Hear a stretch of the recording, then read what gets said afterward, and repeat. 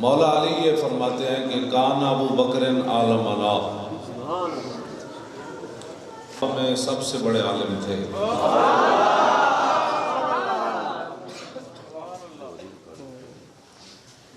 سب سے بڑے عالم۔ اب نبی علیہ السلام قبیلہ بنی عمرو بن عوف کے درمیان صلح کرانے کے لیے تشریف لے گئے۔ نماز عصر کا ٹائم ہو گیا۔ حضرت بلال سیدنا صدیق اکبر کے پاس آئے کہ نماز کا ٹائم ہو گیا اور نبی علیہ السلام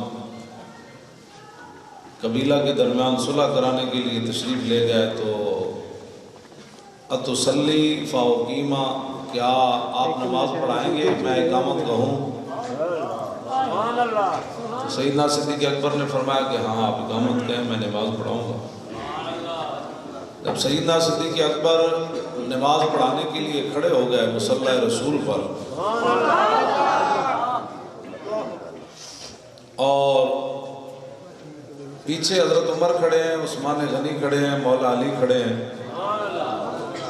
حضرت بلال خود کھڑے ہیں، حضرت ابو عبیدہ بن جراح کھڑے ہیں، حضرت زبیر بن عوام کھڑے ہیں، عبد الرحمن بن عوف کھڑے ہیں، سعد بن ابی وقاص کھڑے ہیں، بڑے بڑے شیر صحابہ پیچھے کھڑے ہیں، مقتدی وہ ہیں، اور امام جو ہے وہ سیدنا صدیق اکبر ہے۔ اس دوران نبی علیہ السلام مسجد نبوی شریف میں تشریف لے آئے۔ اب جب حضور تشریف لے آئے تو صحابہ کرام نے اپنے ہاتھ پہ ہاتھ مارنا شروع کر دیا، یا تصفیق عربی زبان میں یا تو اس کو کہتے ہیں یا پھر اس کو کہتے ہیں۔ ایسے صحابہ اپنے ہاتھوں پہ ہاتھ مارنا شروع ہو گیا کہ جی پیچھے آ جائیں، حضور آ گئے ہیں نماز پڑھانے۔ یہ تو بعد میں پھر مسئلے چلے، لوگوں کی نمازیں اتنی مضبوط ہو گئی کہ درود شریف سے لوگوں کی نمازوں میں خلل آنے لگے۔ بہت بڑے متقی لوگ پیدا ہو گئے کہ جب حضور کی بات آئی تو لوگوں نے پھر مسجد میں درود شریف پر بھی پابندیاں لگانا شروع کر دی، اور جب درود شریف پڑھا جانے لگا نماز کے بعد بھی تو لوگ جوتے اٹھا کر مسجد سے بھاگنے لگے۔ وہ یہ سمجھتے تھے کہ شاید درود شریف پڑھنا یہ نماز سے کوئی علیحدہ عمل ہے، اور میں بڑا کمال کر رہا ہوں کہ میں اللہ کی توحید کو بچانے کے لیے حضور پر درود نہیں پڑھ رہا۔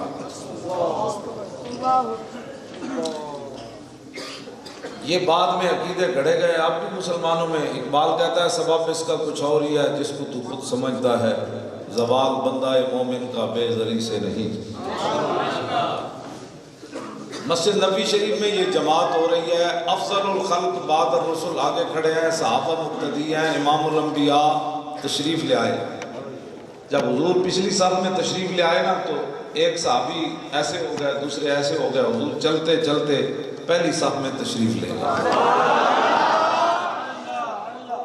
یہ سارا کچھ نماز میں ہو رہا ہے اور مسجد نبوی شریف میں ہو رہا ہے، سیدنا صدیق اکبر کی امامت میں ہو رہا ہے، اور امام الانبیاء علیہ تحیت و ثنا کی موجودگی میں ہو رہا ہے۔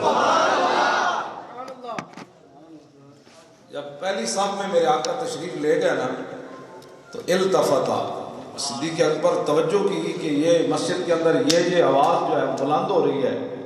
فلما اکثر الناس التصفیقہ، جب صحابہ نے بلند آواز سے زیادہ ہاتھ ایسے ایسے شروع کیے تو التفتا، صدیق اکبر نے اپنی آنکھوں کے کونوں سے پیچھے دیکھا اور نماز کے اندر دیکھا۔